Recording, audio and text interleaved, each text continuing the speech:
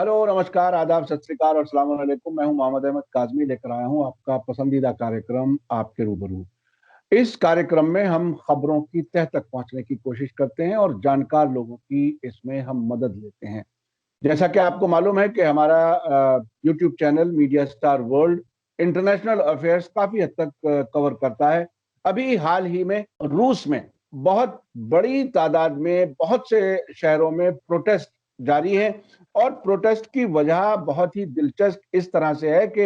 वहां के president Vladimir Putin के मुखालिफ अपोजिशन लीडर एलेक्सी नवेल्नी वो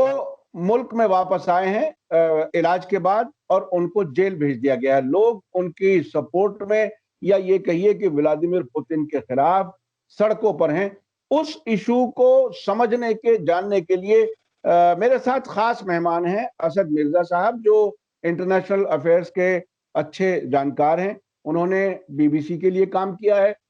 गल्फ न्यूज के लिए काम किया है और आजकल देश विदेश में बहुत से अखबारात के लिए कॉलम लिख रहे हैं। असद मिर्जा साहब, वेलकम है आपका मीडिया स्टार वर्ल्ड में। आपने हमें वक्त दिया उसके लिए बहुत बहुत शुक्रिया। आप ये बताइए कि इस वक्त जो ये रूस में एक तरह का तूफान है वो क्या है और इसकी जड़ में क्या कुछ सियासत है। आमतौर पर इन मुल्कों से प्रोटेस्ट की खबरें कभी आती नहीं है। इस वक्त ये कोई बहुत बड़ा इवेंट है, क्या वजह है? क्या वाकई व्लादिमीर पुतिन मुसीबत में है इसकी वजह से? क्या कुछ है ये इशू, जरा बताइए। हमने अभी तक अपने दर्शकों को इसके बारे में बहुत कुछ हम नहीं बता सके हैं। आपकी मदद से हम चाहते हैं कि इस इशू को ठीक से समझें। बहुत शुक्रिया अहमद काज़मी साहब। सबसे पहले मैं ये अपने नाज़रीन को बताना चाहूँगा कि अलेक्सेई अनातोलिएविच नावल्नी, जो कि हिज़्ब इख्तिलाफ के एक बहुत ही मारूफ और मकबूल लीडर हैं। वो एक पेशे से एक वकील हैं और वो एक काफ़ी अरसे से रूस में जो बदउनवानी का एक पूरा साम्राज्य कायम हो चुका है, जिसके लिए वो जिम्मेदार वहाँ के सदर व्लादिमीर पुतिन को ठहराते हैं। उन्होंने एक करप्शन मुखालिफ एक अपनी लड़ाई जो है वो रूस में शुरू कर रखी है और काफ़ी अरसे से वो व्लादिमीर पुतिन की पॉलिसियों की, उनके मुख्तलिफ इक़दामात की और पूरे मुल्क में जो एक करप्शन का एक राज हो चुका है उसकी मुखालफत करते हैं। और उनके और व्लादिमीर पुतिन के बीच में इस हद तक कशीदगी है कि व्लादिमीर पुतिन कभी उनका नाम लेके उनको मुखातिब नहीं करते हैं। वॉल स्ट्रीट जर्नल के मुताबिक अगर किसी को हमें इज्जत नहीं बख्शनी है तो हम उसका नाम नहीं लेते हैं। तो यही हरकत जो है व्लादिमीर पुतिन नवल्नी के तई जो है वो अपनाते हैं। व्लादिमीर पुतिन जो हैं वो 4 मरतबा रूस के सदर रह चुके हैं। पिछली मरतबा वो 2012 में सदर मुंतखब हुए थे। उससे पहले 1999 से लेकर 2008 तक वो बतौर सदर रूस में थे। उससे पहले भी दरमियान में वो 1999 और 2000 के बीच में और 2008 और 2012 के दरमियान में वजीर आजम के ओहदे पर भी फाइज रह चुके हैं। तो ये अगर हम देखें तो हमें एक बहुत अजीब सी चीज़ लगती है कि एक ही शख्स जो है वो सदर और वजीर आजम के ओहदों पर भी फाइज रह चुका है। तो इसकी एक वजह ये रही है कि जब व्लादिमीर पुतिन बसर इक़्तिदार आए थे तो उन्होंने आइन में कुछ तरमीमात की थी, जिसके बतौर एक शख्स जो है वो 2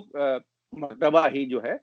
सदर के ओहदे पर फाइज रह सकता है और वो ये 2 मरतबा कंसेक्यूटिव तौर के ऊपर सदर के ओहदे पर फाइज रह सकता है। तो इसलिए 1999 से लेकर 2008 के दरमियान जब वो 2 मरतबा सदर रह चुके थे, तो फिर उन्होंने 4 साल के अरसे तक वज़ीर आज़म के ओहदे पर अपनी ज़िम्मेदारियाँ जो हैं वो अदा की और 2008 उसके 2012 के बाद से फिर दोबारा से वो सदर मुंतखब हो गए। इसके अलावा जो आपने जैसा मालूम किया कि इसकी वजह क्या है? इसकी वजह ये है कि असल में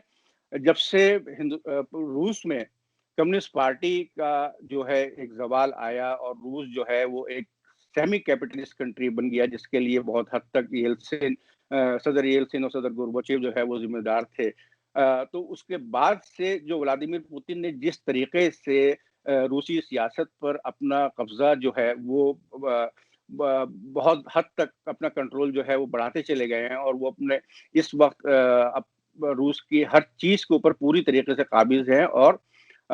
उसके साथ साथ एक टिपिकल वर्ड जो मैंने अपने अभी हालिया एक अपने आर्टिकल में भी इस्तेमाल किया, जिसे कहते हैं कि ओलिगार्की। ओलिगार्की जो है वो अगर हम देखें तो उसका पस मंज़र ये है कि वो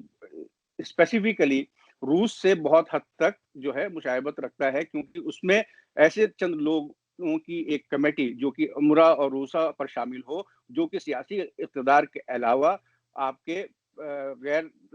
जमहूरी और गैर आईनी और तरीकों पर भी अपना इन्हिसार रखते हैं और किसी हर तरीके से सियासत में शामिल रखते हैं, और उनका मकसद सिर्फ ये होता है कि वो अपनी जेबें कैसे भरें, ज़्यादा से ज़्यादा नफ़ा अपनी कंपनियों को वो कैसे पहुँचाएँ। तो रूस में जो व्लादिमीर पुतिन के मुखालिफिन हैं और उनके इस वक़्त जो रहनुमा हैं अलेक्सेई नावल्नी, उनका ये कहना है कि व्लादिमीर पुतिन के चंद करीबी दोस्त जो हैं, जो कि ओलिगार्क्स हैं, उन्हीं ने मुख्तलिफ कारोबार, मुख्तलिफ शोबों में अपनी मेजॉरिटी जो है इस तरीके से कायम कर रखी है कि उनको स्टेट की कंपनियों की बनिस्बत ज़्यादा से ज़्यादा नफ़ा उनकी अपनी निजी जेबों में जाता है, बजाय कि हुकूमत के पास वो पैसा पहुँचे, वो उनकी अपनी जेबें उससे भरी जाती हैं। और पुतिन जो है वो इन सब लोगों की इस पूरी जो कोठरी जो है, जो उनके बहुत ही करीबी लोगों की मानी जाती है, जिसमें 4 से 5 लोग शामिल हैं, वो उनकी सरपरस्ती पुतिन के ज़रिए की जाती है। तो अभी ये तो बिल्कुल बहुत ही दिलचस्प आपने ये बात बताई, और ऐसे हालात हम हालांकि इस पे अलग से बात करेंगे कि भारत में भी इसी तरह की कोशिश हो रही है, जिसमें कुछ खास लोगों को फायदा पहुंचाने की बात कर रही है इस सरकार। उस पर हम बाद में आएंगे, लेकिन ये बताइए कि क्या इसमें कोई विदेशी मामला भी है, कहीं कोई अमेरिका का एंगल भी है, क्योंकि अमेरिका की तरफ से ये अपोजिशन लीडर जिनको अब जेल में रखा गया, लेवनली, उनके हक में कुछ बयानात आते हुए नजर आ रहे हैं अमेरिका से। तो क्या कुछ कहीं कोई अमेरिका की तरफ से भी प्रॉम्प्ट किया जा रहा है इस प्रोटेस्ट को? क्या क्या वजह है? क्या उसमें कोई लिंक है इस तरह का? देखिए, बज़ाहिर तो इस तौर को साफ तरीके से नहीं देखा जा सकता कि इसको अमेरिका की या किसी दूसरे मुल्क की पुष्टपनाही हासिल हो। लेकिन चूँकि अमेरिका का ये मानना है कि जहाँ पर भी हुकूक इंसानी की खिलाफ़वर्ज़ी होगी या जहाँ कहीं भी जमहूरी निज़ाम की खिलाफ़वर्ज़ी होगी, वो उन सब ताकतों को जो है वो हमेशा अपनी सपोर्ट देगा। तो किसी ज़रिए से हो सकता है कि अमेरिका इसकी पुष्टपनाही पर हो, लेकिन उसके अभी तक कोई वाज़ेह और साफ इशारे नहीं मिले हैं, क्योंकि इस के साथ-साथ हमें इस बात पर भी ध्यान नज़र रखनी होगी कि अमेरिका और पुतिन के ताल्लुकात जो हैं, जो कि एक ज़माने में बहुत ही सर्द ताल्लुकात होते थे, वो डोनाल्ड ट्रंप और पुतिन के ज़माने में बहुत हद तक खुशगवार ताल्लुकात में बदल गए थे। जबकि जो मेन इश्यू है रूस और अमेरिका के दरमियान एक-दूसरे के ऊपर सबकत ले जाने का, वो एक किसी हद तक पीछे जा चुका था, क्योंकि अब रूस जो है वो सोवियत रशिया के मुंतशिर होने के बाद इस मुकाम पर नहीं है कि वो किसी भी तरीके से अमेरिका की दिफाई तौर पर या दूसरे किसी भी महाज के ऊपर उसके साथ एक कॉम्पिटिशन जो है वो कर सके। तो रूस को अपना एक मकाम जो है वो मालूम हो चुका है, लेकिन उसके अलावा उसके साथ-साथ वो ऐसी हरकतों में भी लगा रहता है जो बाज़ वक़्त आप अमेरिका मुखालिफ कहें, क्योंकि गुज़िश्ता पिछले से पिछले अमेरिकी सदारती इंतखाबात के दौरान में पुतिन के ऊपर ये इल्ज़ाम आयद किए गए थे कि उन्हीं ने डोनाल्ड ट्रंप के हक़ के लिए एक इलेक्ट्रॉनिक कैंपेन, ईमेल और दूसरे सोशल मीडिया प्लेटफ़ॉर्म्स के ज़रिए किया था कि वोट देने वाले जो हैं वो ज़्यादा से ज़्यादा तादाद में डोनाल्ड ट्रंप को वोट दें और उनकी हरीफ जो हैं वो हिलेरी क्लिंटन, उनको वोट ना दिए जाएँ। तो इससे ये लगता है कि उन दोनों के दरमियान ताल्लुकात कुछ हद तक खुशगवार थे, और पुतिन भी ये चाहते थे, क्योंकि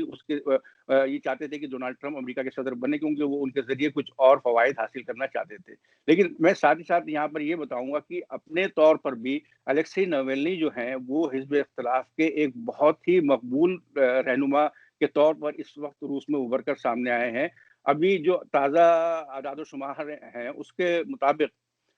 उनके पास यूट्यूब पर 60 लाख जो है सब्सक्राइबर्स हैं उनके यूट्यूब चैनल के, और ट्विटर के ऊपर उनके जो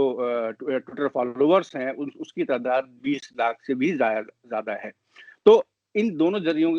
प्लेटफ़ॉर्म्स के ज़रिए और मुख्तलिफ दूसरे सोशल मीडिया प्लेटफ़ॉर्म्स के ज़रिए नवेल्नी जो है जब वो मुल्क से बाहर, वो पुतिन मुखालिफ मुजाहिरों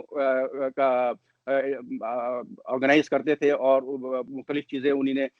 मंजर आम पर लेकर आए हैं। और जो अभी हालिया इस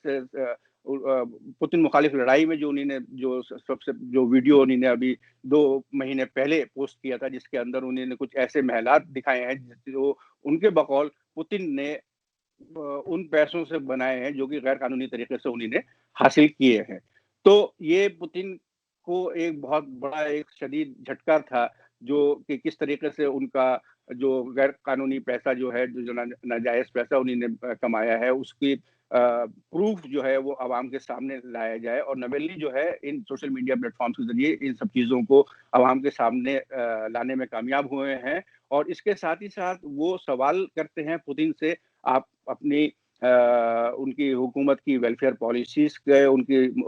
हुकूमत की मुख्तलिफ इक़दामात के, इन इल्ज़ामात का जवाब नहीं मिलता है, तो उसके अंदर जैसे कि हम कहते हैं कि खिसियानी बिल्ली खंभा नोचे, तो उसका असर ये होता है कि पुतिन हुकूमत जो है वो नवेल्नी के मुखालफत में काम करना शुरू कर देती है और उन्हें एक ऐसे विलेन के तौर पर अवाम के सामने पेश करने की कोशिश करती है, जो कि रूस को गैर मुस्तहकम करने की कोशिशें कर रहा है। जबकि इसका असर अवाम में बहुत हद तक जो है वो पुतिन मुखालिफ होता चला जा रहा है। जैसा भी आपने कहा कि मुख्तलिफ रूसी शहरों में और मॉस्को में और सेंट पीटर्सबर्ग में जो अभी मुजाहरे हुए हैं, उसमें मुजाहिरीन की तादाद इतनी ज़्यादा थी कि खुद पुतिन को और नवेल्नी को भी अंदाज़ा नहीं था कि इतने लोग इसमें शामिल होंगे। तो इस चीज़ का इज़हार करती है कि अवाम जो है वो भी पुतिन की मुख्तलिफ पॉलिसियों से जो है वो ज़्यादा खुश नहीं है, और वो ये चाहते हैं कि रूस में इस्लाहात का एक नया दौर शुरू किया जाए, जो कि 1900 की दहाई में गोर्बाचोव और येल्त्सिन ने मिलकर पेरेस्ट्रोइका और ग्लासनोस्त के ज़रिए से करने की कोशिश की थी। अच्छा, इसमें मैं अब आता हूँ भारत के और रूस के हालात, क्योंकि जो आपने वजह बताई है वो ये कि वो कुछ प्राइवेट पार्टीज को फायदा पहुंचाने के लिए, बिल्कुल सादा जबान में मैं कह रहा हूँ, जिस तरह से हमारे यहाँ भारत में अडानी और अंबानी को फायदा पहुंचाने के लिए ऐसा इल्जाम है हुकूमत पर। किसानों ने जो है वो अलामे बगावत एक तरह से उठाया हुआ है, और हुकूमत के खिलाफ पूरे मुल्क में तहरीक चल रही है। तकरीबन वही वजह मुझे नजर आ रही है रूस में। आप क्या कहते हैं कि हिंदुस्तान में जो किसान आंदोलन है और वहां रूस में जो प्रोटेस्ट हो रहे हैं मुख्तलिफ शहरों में, 180 तादाद आपने लिखी है अपने मजमून में,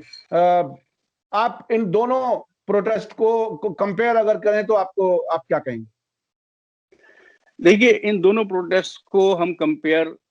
या एक ही सफ में नहीं खड़ा कर सकते हैं, क्योंकि हिंदुस्तान और रूस के हालात जो हैं वो कदरे मुख्तलिफ हैं। जैसे कि मैंने पहले कहा था कि जो वर्ड मैंने अपने मजमून में इस्तेमाल किया था ओलिगार्की, तो ओलिगार्की कोई एक नई चीज़ नहीं है जो कि रूसी मंजरनामे पर अभी आया हो। ये एक सदियों पुराना एक तरीका है, जहाँ पर कि जब ज़ार रूस में हुआ करते थे उस वक़्त भी ओलिगार्क्स हुआ करते थे, तो वो अरिस्टोक्रेसी की वो खास एक स्पेशल उम्रा की कमेटी है, जो कि अपने पास सारे हुकूक जो है उस जिसमें सियासी, मुआशी, बाकी सारे हुकूक अपने पास रखना चाहती है और अपना नफ़ा ज़्यादा से ज़्यादा बढ़ा के रखना चाहती है। तो हिंदुस्तान में ये चीज़ अभी देखने को जो है वो किसी तरीके से आ रही है। दूसरी ये कि अभी तक रूस में जो है चाहे काश्तकारी हो, चाहे फैक्ट्री मुख्तलिफ शुबात में की फैक्ट्रीज हों, मैन्युफैक्चरिंग सेक्टर की फैक्ट्रीज हों, वो सब अभी तक जो है वो हुकूमत के पास हैं। वहाँ पर ये सब चीज़ें जो हैं बहुत हद तक अभी तक प्राइवेट कंट्रोल में नहीं आई हैं, और अवाम भी वहाँ के ये नहीं चाहते हैं कि ये सब चीज़ें जो हैं वो किसी प्राइवेट हाथों में। वहाँ पर जो अवाम का जो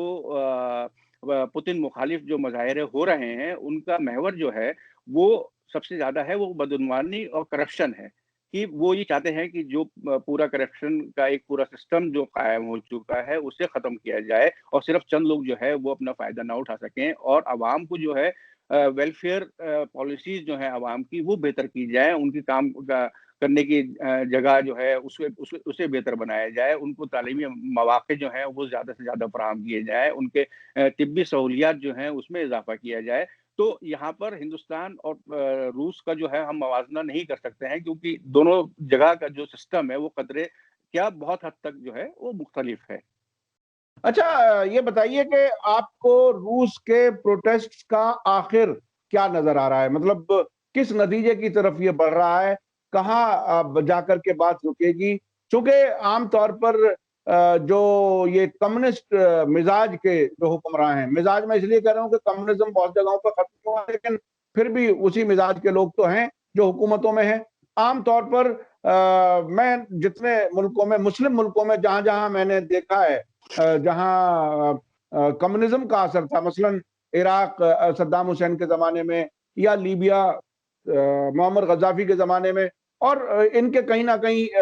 मॉस्को से ताल्लुक था, तो आम तौर पर ये डिक्टेटर्स हो जाते हैं, और जब डिक्टेटर्स हो जाते हैं तो वो लोगों की सुनते नहीं है। अभी आपको क्या लगता है, पुतिन और नेवल्नी वाला जो मामला, जो आमने सामने करप्शन और मुख्तलिफ वजूहात बताई जा रही हैं, इसका आखिर क्या होगा? देखिए, इस बारे में तो कोई भी पेशन गोई करना जो है वो कबल वक्त होगा, लेकिन अगर हम जरा माजी में झांकें तो हम ये देख सकते हैं कि जिस तरीके से सदर पुतिन ने अपने मुखालफिन से किस तरह से वो निपटे हैं माजी में, तो हमारे सामने स्क्रिपाल और लिथुयनेनको के जो हैं दो केस हैं, जिनको कि बरतानिया में रूसी खुफिया एजेंसी के एहलकारों ने ऐसे इंजेक्शंस लगाकर हलाक किया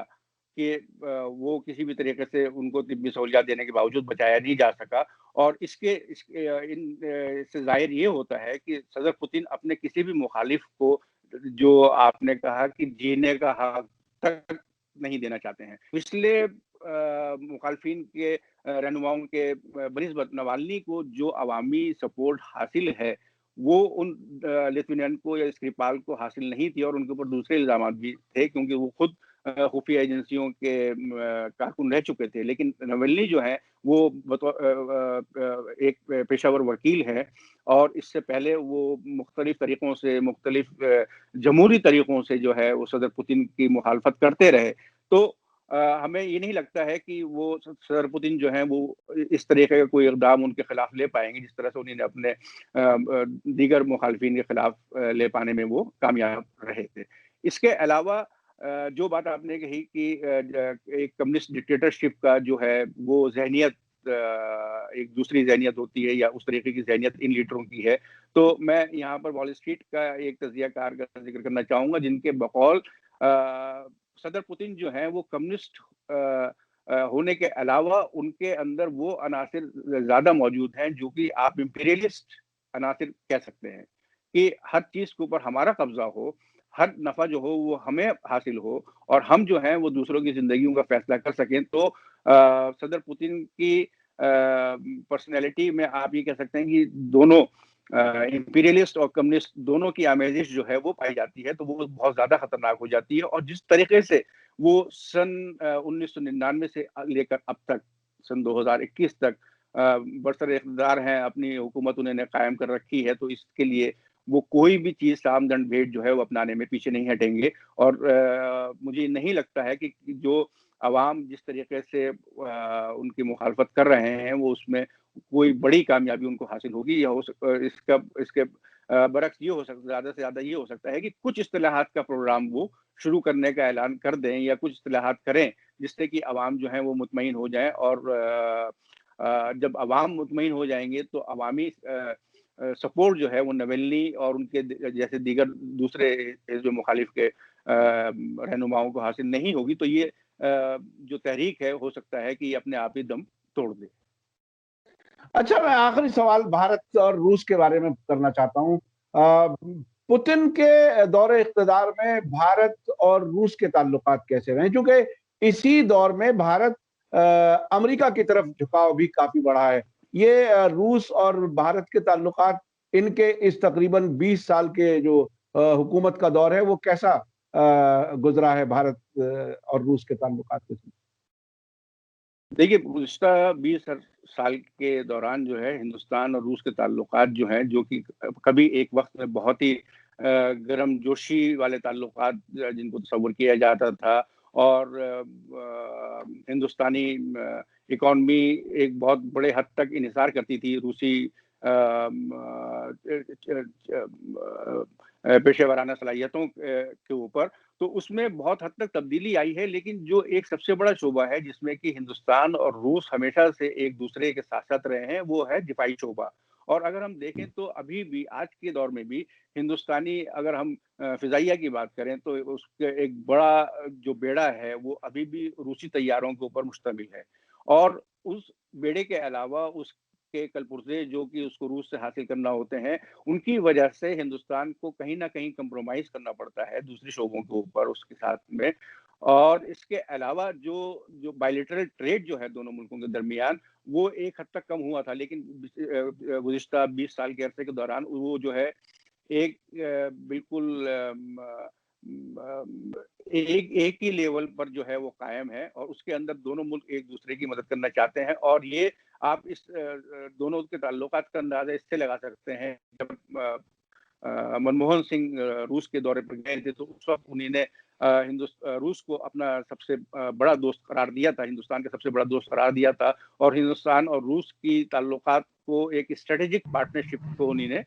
के तौर पर जाहिर किया था। तो दोनों मुल्कों के दरमियान जो है वो ताल्लुकात वक्तन फवक्तन किसी छोटी सी चीज के ऊपर जो है वो उसका इन्हिसार नहीं करते हैं। ये बड़े पैमाने पर बड़े जो इश्यूज हैं उसके ऊपर उनका इन्हिसार ज़्यादा रहता है। और जिस तरीके से गुज़िश्ता 70 साल के दौरान में रूस ने हमेशा हिंदुस्तान की हिमायत की है, चाहे वो नॉन अलाइन्ड मूवमेंट हो, चाहे कोल्ड वॉर का दौर हो, हम देखते हैं कि रूस हिंदुस्तान की दोस्ती जो है वो एक हद तक हमेशा से हिंदुस्तान के मफाद में जो है वो ज़्यादा रही है। और इसके अंदर गुज़िश्ता 20 साल के दौरान में कोई कमी जो है, खातिर ख्वाह कमी जो है वो नज़र नहीं आई है। और वो उसी रवैये के साथ में गामज़न है जो कि पहले कम्युनिस्ट रशिया के ज़माने में देखी जाती थी। और इसकी वजह ये है कि जो इकोनॉमिक और दूसरे शोबों में जो रियलिटीज़ हैं, जो हक़ाइक़ हैं, उनका सामना करने की वजह से हिंदुस्तानी क़यादत और रूसी क़यादत जो है वो एक दूसरे के साथ मिलकर काम करने के लिए मजबूर हैं। बहुत-बहुत शुक्रिया जनाब असद मिर्ज़ा साहब, आपने मीडिया स्टार वर्ल्ड के दर्शकों के लिए वक़्त दिया, इसके लिए हम आपके शुक्रगुज़ार हैं। मैं अपने दर्शकों से बताऊँ कि आम तौर पर जो इंटरनेशनल बहुत सी चीज़ें लोग लिखते हैं, बोलते हैं, लेकिन हमने देखा है बहुत से चैनलों में कि उन्हें विदेश के लीडरों के नाम भी ठीक से प्रोनाउंस करने नहीं आते। तो ये जो सारी इन्फॉर्मेशन हम देने की कोशिश करते हैं अपने उन मुअज़्ज़िज़ मेहमानों के ज़रिए भी, इन्होंने पूरी ज़िंदगी एक तरह से इन चीज़ों में लगाई है, स्टडी किया है बहुत ही बारीकी से। तो असद मिर्ज़ा साहब ने रूस के हालात को बहुत अच्छी तरीके से बताया उस गहराई से तक, और जो इंटरनेशनल जो कनेक्शन हो सकते हैं, जो मैंने ताल्लुकात भारत और रूस के बारे में और अमेरिका और रूस के बारे में भी आपने काफ़ी कुछ बताया। हमारी कोशिश ये रहती है कि ज़्यादा से ज़्यादा जो बेहतर जानकार लोग हैं, हम उनसे आपकी मुलाकात कराएँ। इसी के साथ मुझे दीजिए इजाज़त। धन्यवाद, शुक्रिया। जय भारत, जय हिंद। मीडिया स्टार वर्ल्ड के और वीडियो देखने के लिए हमारे चैनल को सब्सक्राइब करें और सीधे नोटिफिकेशन पाने के लिए बेल आइकन दबाएं। और अगर हमारी खबर सच्ची और अच्छी लगे तो अपने व्हाट्सएप, इंस्टाग्राम, फेसबुक और ट्विटर अकाउंट पर ज़रूर शेयर करें।